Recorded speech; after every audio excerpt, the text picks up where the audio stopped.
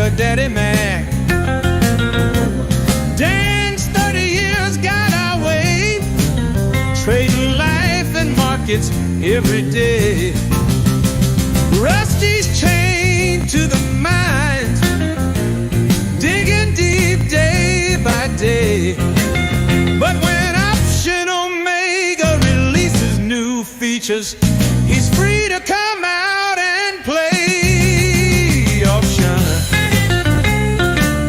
Omega, you're trading home, where every move makes you feel less alone.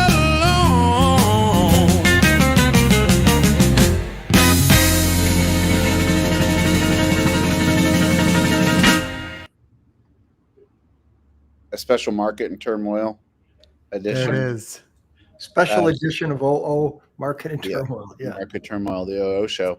On news that, now listen, I haven't paid attention to the news this weekend. So forgive me if this is way off, but is President Trump dead? That was the rumor I saw. I don't think that's accurate. I think futures, I just opened futures for the first time in 3 days, and they're down 72. I think it'd be more than that if he was dead. Yeah, I think you're right. What do you think? Yeah, I'm thinking it'd be a number in front of. Well, here's the thing: this is the thing that it's a Trump problem for Trump that happens a lot of times, sometimes because he says things. But you remember that stretch where Biden didn't show up, like he wasn't anywhere for like a long. Oh yeah. I was actually. You're talking like during the campaign when he didn't campaign, was just in his basement, or are you talking a different time? This was last year, I think. Last fall. Different. Yeah. So, actually, no. It was the week. I'll never forget. I think there was more than one time where it was the week where he announced that Kamala was going to run instead of him. Okay. And I was in DC. I was at a bar in DC late at night, mysterious, hobnobbing, and alone, making connections. I was with lobbying the industry. Yeah, I desperately trying to be alone and not talk to anybody for a long period of time. And the rumor going around the bar was that Biden had been dead for weeks. They were just waiting to make the announcement. For weeks. For weeks. Trump, I think during that time said something to the effect of, if he's dead, they need to just say it so we can deal with it. And so Trump had this thing. Anytime he has some bruises on his hand, and he hasn't been seen in a couple days. I guess he's speaking today. Yeah, 1 o'clock speech. We'll see. Or is that him? Right. Is that even him? Because have Biden you looked into masks and the Biden had a lot of body doubles? doubles. They tell me that Biden had some body doubles. That's all I'm saying. I love starting Mondays on a good conspiracy theory. I'm all in. It's Tuesday, Dan. Tuesday. That's even better. We're coming out hot. That's even better. Yeah. I mean, did you take? Matt or Troy, if you could take a stab at this, as I'm looking, just like everybody else, reading a little bit on this tariff thing, and at first, if you just look at the headline, you think, oh boy, everything he did is going to be reversed. We're going to have to pay these people back. But then when you get into it and look at, well, it's only affecting reciprocal tariffs. He's got October 14th to appeal, blah, blah, blah. The sector-specific tariffs like copper and steel, that seems to be his strong card, like his ace or that he could go back. Do you have any thoughts on? What's funny is the market. I don't know if the market would go down. Like people are saying, that's what's making the market go down. Theoretically, the market would be way up. Tariffs, everything was just like, hey, he can't do tariffs anymore. Yeah. Like theoretically, I think this is a mix of cyclical. We have gone straight up, so we're due for a thing. I think when you have those seasonalities, it doesn't take much. Like it's dry wood is the way I look at it. It's dry stuff. And so any match that another time could be a lot heavier match that doesn't do anything. Sometimes it just takes a little spark when the setting is right. And the setting's right. A 14 VIX straight up for 4 months going Period. into Settings. September, which is a seasonally A weak volatile, period. yes. September. This is the worst month of the year historically, right? By like, Yeah. Yeah. And for the last 3 months, S&P's up almost 10%. I mean, good Mhm. grief. yeah, all the gains for the year. I mean, Oh yeah, you're right. have basically been That's right. this quarter. This quarter. So I mean, listen, the way I look at it, if we're in a normal kind of market, when President Trump's body double comes out at 1 to give that speech, the market should rally. That's the way I look at it. Here's the only argument you need against a body double for President Trump. It's President Trump. You can't. I've seen Shane Gillis. It's funny. You can't body double. You can't pull off a Trump.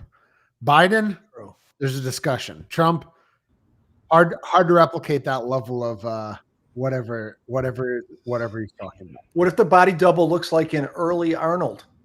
You know, Yeah, Oh, that'd be awesome. Terminator. That's Terminator Salvation. Terminator. Yeah, exactly. Well, listen, the other thing I was going to ask real quick, going into the weekend, just a quick thought I had was I had Arby's Italian sub last night for dinner. And the kids just, hey, let's get Arby's and be done with the day. okay. And so I like an Italian sub. I'm an Italian sub guy, and I never was growing up, but as the older I get, Big a time. hot Italian sub hits the spot. Dan, and I'm gonna defer to you guys because you guys are Northerners, Yankees as we call them down here. Yeah. What's the best Italian sub in the world? I think that's a tough one. I mean, really, you got to narrow it down. Hit a good Italian deli, right?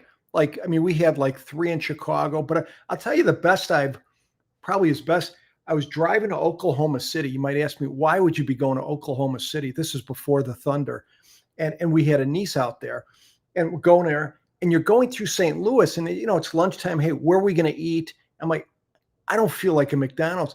Go on the phone. The phones just started coming out and try to find something. And The Hill. The Hill. And the kid said, Dad, there's this Italian neighborhood called The Hill. I said, done. Just let's go there. And there was like, I couldn't believe there's like 3 Italian delis, 4, and they were just, and it's not just that they were phenomenal. It's like they were cheaper than Subway because, and it was just loaded. And I was ready to nominate the child who found that on there, say, you're the MVP of this trip already. I mean, there, to go from thinking psychologically you're going to eat McDonald's to get a wonderful, foot-long Italian, and with the olive oil, good, real olive oil, the vinegar, real olive oil, and not canola sprayed in there, and you got the whole. I mean, it's wonderful. I mean, you got the Arby's, I'll tell you gabagool. one thing, I think Arby's. I always liked the kids liked Arby's. Arby's is great. Yeah. So did they just start the Italian sub or? They did, and I'm sorry to report because they last month they did a Philly cheesesteak, and me and some buddies were talking. Now, is it a Philly cheesesteak? I mean, it's better than the real Philly cheesesteaks. No cheese whiz. We've had this talk before. We've had this. The Arby's Philly cheesesteak was delicious, and I stand by that. A little messy, but it was delicious. Real cheese or whiz? I get so lost in the flavor, Dan. It's so hard to tell sometimes. I don't think anybody does cheese whiz except for the actual people in Philadelphia. Philly, the places in the mall do mozzarella. You can get Charlie's. Or... Listen, I'm going to just say this, and this is going to make Matt frustrated. I like when I go to Charlie's at the mall, because Charlie's does a great job, right? Is it Charlie's? Matt, you know what I'm talking about. I think I don't know. It's been I'm well over a decade having one of those. So Westtown Mall, shout out Westtown Mall. I can actually see it. I mean, while we're here, Shout out Westtown Mall. This is Troy's gonna go eat a sandwich across the road over there. pretty Shout out close. Westtown. Okay. Shout out Westtown Mall. Yeah, Smokies is close to Westtown Mall. Shout out Smokies. But Charlie's, they have Philly cheesesteaks. Long line. I worked at that mall when I was 14. That was my first job. worked at Chick-fil-A, shout out Chick-fil-A, but Charlie's was the only place that could ever compete with Chick-fil-A. The line-wise, just the line-wise. Really? Philly cheesesteaks. I got a Charlie's Philly cheesesteak the other day, and you know what they asked me, Matt? They said, "Do you want regular cheese or do you want cheese whiz?" And I said, "I want cheese whiz." And I'll be darned if that wasn't a delicious sandwich. I'm just gonna say it. That cheese whiz. You're going too hard on that cheese whiz. Hard disagree. It's okay. It's okay. I can agree on the St. Louis. I can agree on the Hill. I can give you some other St. Louis eateries if you guys are interested. How do you know so much about St. Louis? That's where I'm from, Dan. I forget you told me. Yeah. So yeah. you know. So you know you've been to the Hill. I mean, I'm doxing myself, but I'm a public figure anyway. So. Well, Ferguson, right? I'm not from Ferguson. Okay. I'm not from Ferguson, the other side of the river. But there are some, I mean, you can do a food tour of St. Louis and do pretty well. That'll be a show for another day. For sure. But I got several spots that are, if you're driving through, worth checking out. Hey, St. Louis also just got you guys, we've talked about Buccee's before. There's a competitor to Buccee's. I don't know that you guys are aware of this. I think it's called Wally's. I'm going to have to live Google this, but I think it's Wally's.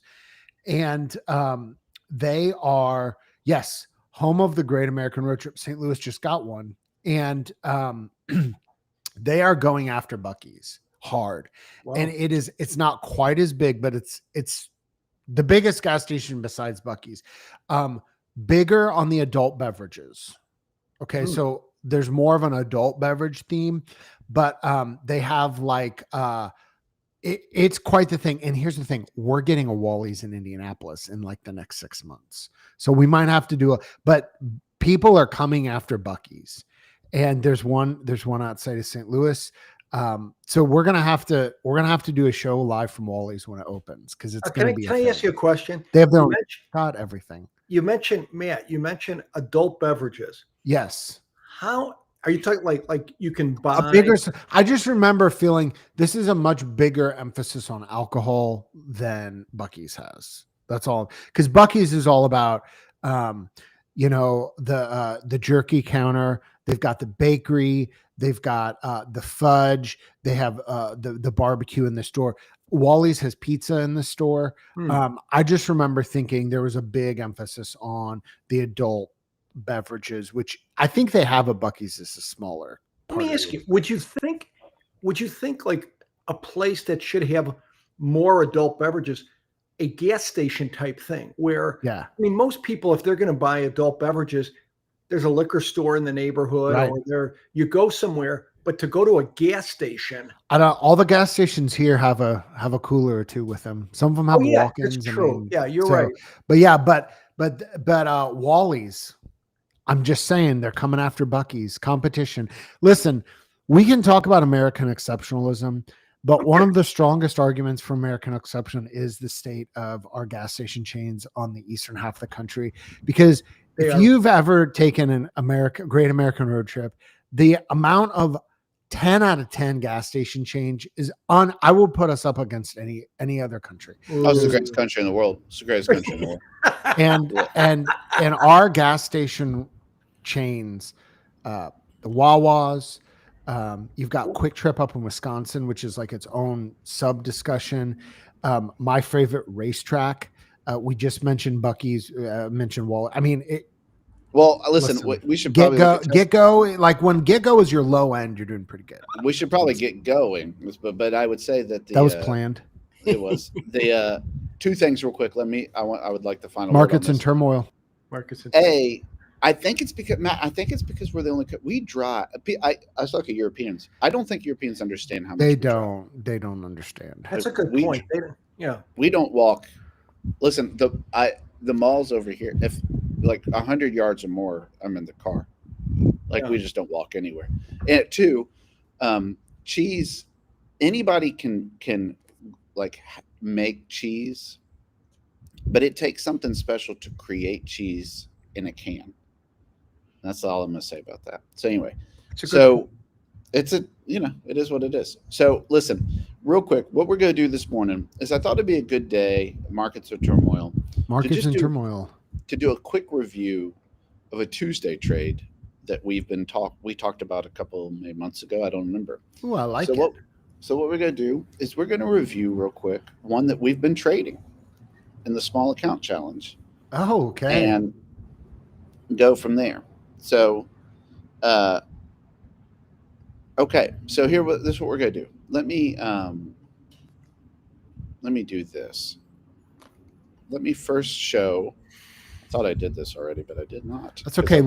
I'll give a market update while you're doing that because it's getting spicier. Futures are down 78 points now. We're down 1.2% in the SPX. And VIX is looking to open up north of 19. Wow. Goodbye 14 VIX. Yeah. I can tell you right now what's my temptation is. My temptation on days like this. So I have a RIC that's dead. It's just going to open completely dead. It was in profit Friday. It's dead today. It's gone. My temptation on days like this is to just start trading the crap out of futures on a down day. So I'm just saying that. And this is fading the move, kind of fading or riding it, just trading around my positions. Yeah. I have that bad habit sometimes, and it's the worst habit because sometimes I'm good at it, and so just putting that out there as a friend, help me, check on me throughout the day. Say you're not trading around your positions, right? Check it. You're talking like hedging your positions and stuff like that. Well, there's not that hedge because it's dead, so and that helps a little bit. But if it was like one of those things where it had the potential to be dead, man, I would hedge the crap out of that. Anyway, all right, here we go. Back to the test. So this is a Tuesday 1-3. I don't remember when we talked about this. I don't remember that at all. But we did this a couple weeks ago, months ago, and I'm putting it in the chat. It's a Tuesday 1-3. Matt, can you explain what this is? Well, it's in the Qs, and it looks like a bullish skewed calendar with a delta and a time exit. That's what it looks like. Yeah. That's it. And so we've been trading this in the small account challenge. And I wanted to show you that. This is, I hear the door clicking. My boy might let me in early today. We've been trading this. So what I wanted to show you real quick is we really haven't looked at automation, like what happens. We've said we're putting it on, but wanted to just kind of walk through this for a couple minutes, if it's all right. So first off, let's take a look at that. Just remember closed P&L 139. That'll make it the easiest, okay? Okay. This is the same dates in the tester, okay? Okay. And so we're at 209. Okay. So I wanted to show what it looks like when you're actually trading. Okay. Okay. So we're just going to see that manual user exit in there, huh? That's the last one. God, Nick catches it right away. It's the first thing I saw. I did that on purpose to show you. That was planned, guys. That was planned. It's all planned. So Tuesday 1-3. How did this look? Well, I mean, it's 1, 2 out of 3 times you're making money. It's only traded 11 times, but yeah, excite. So I just want to talk through it real quick. We put it on Tuesday, okay, and we exit at the specific time. What is the specific time? 2:30, the day of expiration, right? So it's the next day, okay. Well, we got 21% on that. I'm going to go back to real quick. Just it's going to be hard to do this. Go back. What did we get on it in the back test? We got $66, right? In the automation, we got $64. Oh, wow, that's pretty good.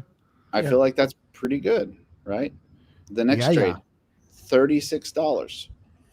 We got 36. Okay, let's go to this next one. Put it on. How much do we get? 36.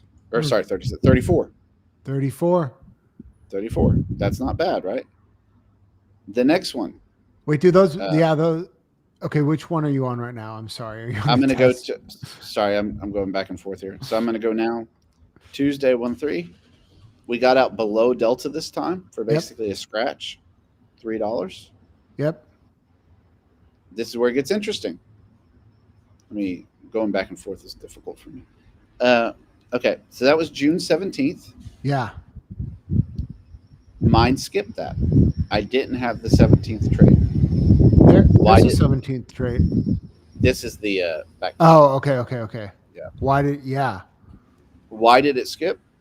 I don't know. But here's my guess. This is my guess.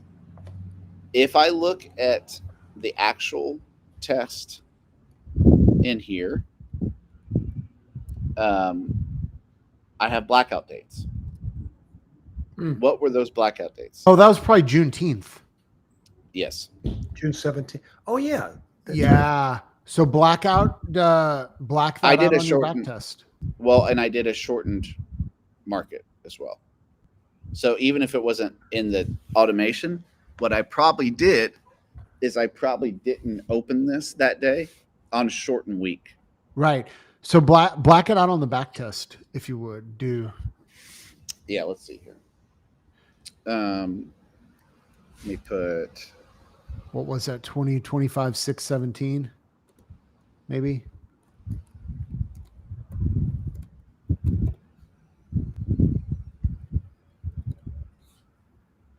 Oh, I should use the full year. I should know how to do this. Okay.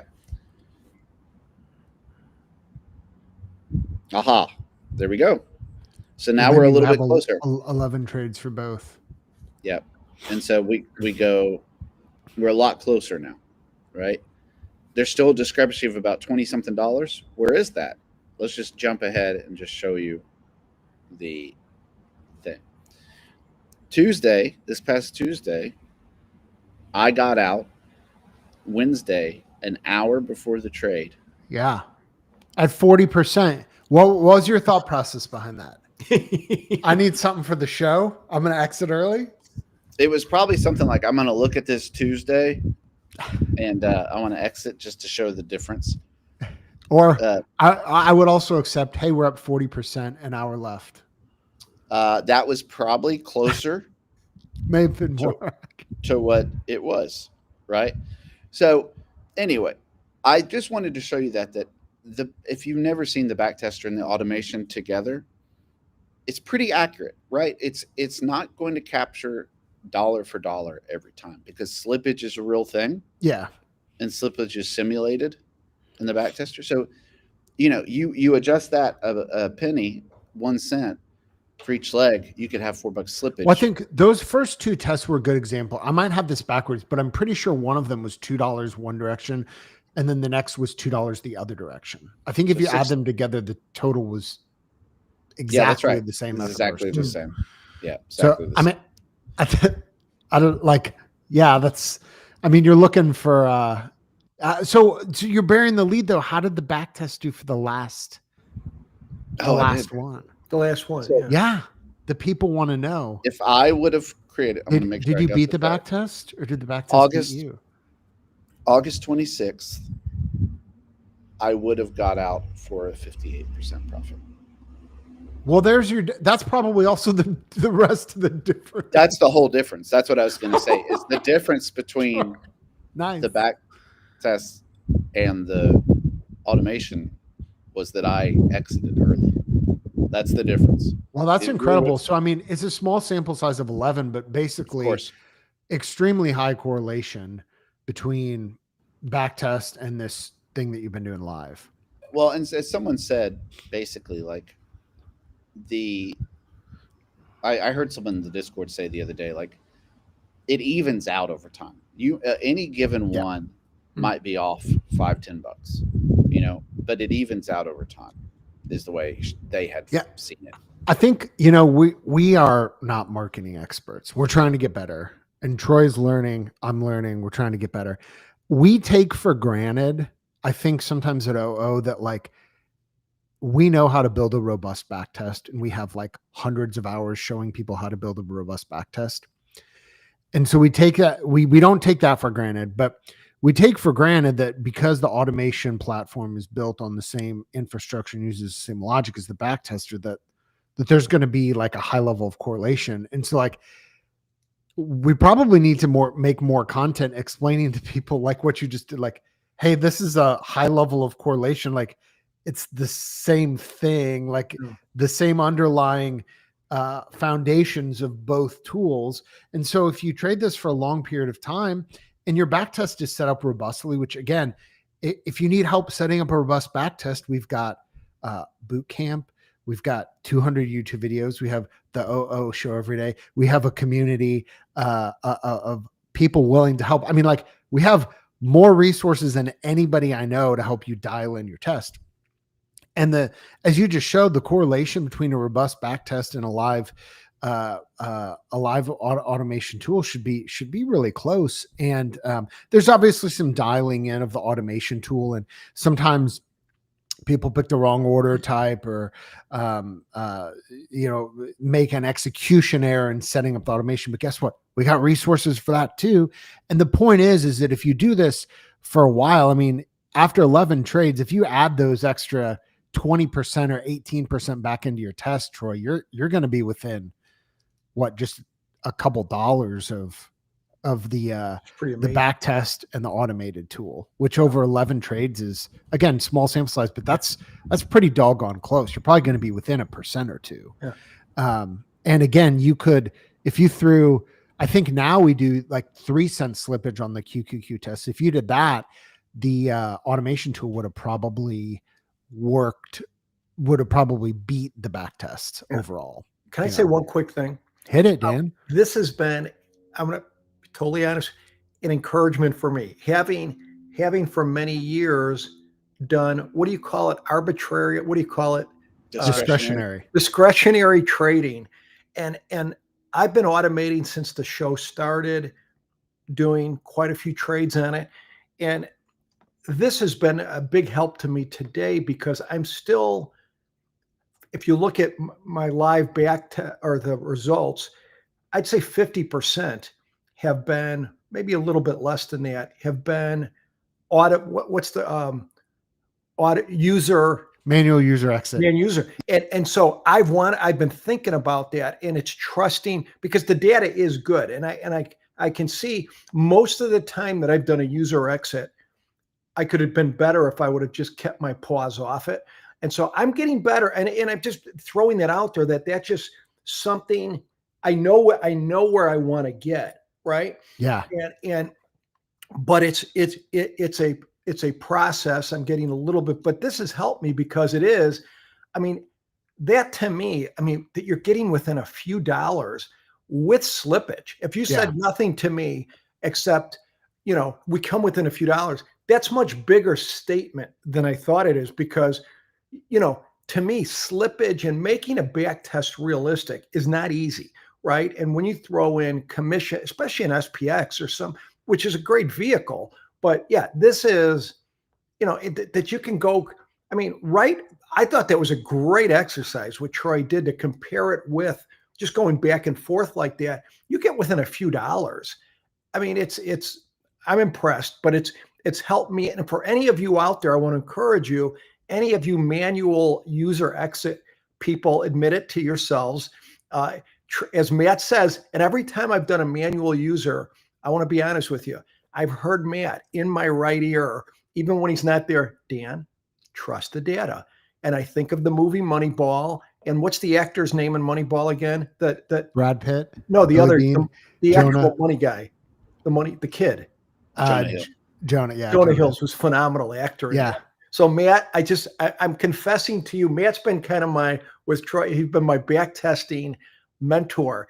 And I want to be clear, I confess, I will. Yeah, he's been my back testing priest. And I am going to, this was an impressive kind of a rebuke. Anyways, I'm clean. Well, here's the thing.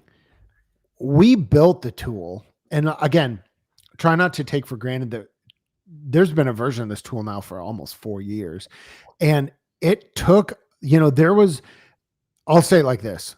There are people in our community who can regularly beat the back test. And they use the backtesting tool as validation for an idea and then manually trade it. And they can beat the backtest. Like there are people who can do that. I am not one of those people. I cannot do that. And so for me, making a rigorous backtest, sizing it appropriately, and then trusting the backtest has been the way that I've had the most longevity and success, and has worked year after year. 3 years now, worked year after year after year, and has but it's building the muscle. It is a muscle to build. And in the early days of 2022, when we were just getting rolling, I was like, there were times when I would look at the test and be like, it's never been, I've never seen it up this month. Well, we had 12 weeks of data because, dailies had just come out. And so like I would take it off and I made 22%. And then the next day be like, you open is it 47%? I guess I cut that one a little bit short. Didn't let the winners run, but it's building a muscle. It's building a muscle. It takes time. And like you said, even the people who can beat the back test. All right. We'll just have that discussion for a second. The people, and as you're trading this over time, as you get more experienced, I think you can. But here's the thing. What's the cost? If you said to anybody who's beating the back test, would you rather it be automated and free up your time for doing other constructive things, more back test or different things? Who wouldn't, right? And to me, it's like, involved in risk management for a long time. To me, what I like about it is the fact that most of the things I'm thinking of risk management, like when you think of double calendars, I'm thinking of two things, right? I'm always thinking of what can go wrong. And two things in double calendars can go wrong. Well, three maybe, but hitting the short strike too quick, but going beyond the short strike, right? Now you could, and then looking at volatility. So beyond the short strikes is the big area. Now, again, you could say when vol's higher, it's okay, but beyond the short strikes is where problems occur. And in the middle of the graph, especially if you're lower deltas, you could get, beat up pretty good. Well, you know what? Think of the work that goes into if you're doing this on your own, right? We've traded double calendars for some years, but I think it's more accurate and better. So it's not just saving time, but the fact that you've got it and you're not going to, how many times I've seen students miss adjustments, right? More than 50% of them miss an adjustment. The automated is not going to miss an adjustment, right? It's just, right? I mean, it's not going to, right. I mean, that's it's not going to miss a rail. The platform is watching the rails for you. Yeah. Well, when it gets to tell a student and say, look, when you're 25 delta on a double calendar hits 60, they're like, they look at you like glazed eyes. Sure, I'll do it. I'll put an alert, or I'll do it, or I'll forget. Right. You put it in here and you're done with it. I mean, I just think it's what's it called? It's liberating. I'm not stealing the word liberation from President Trump, but it's liberating. You're making liberation great again, Dan. Well, again, listen, a couple things. We prepare your hearts for a fun day of trading and trusting the backtest. Prepare yourself for the opening this morning. VIX, that's quite the jump in VIX if it holds today. That's quite because we closed at what, 16?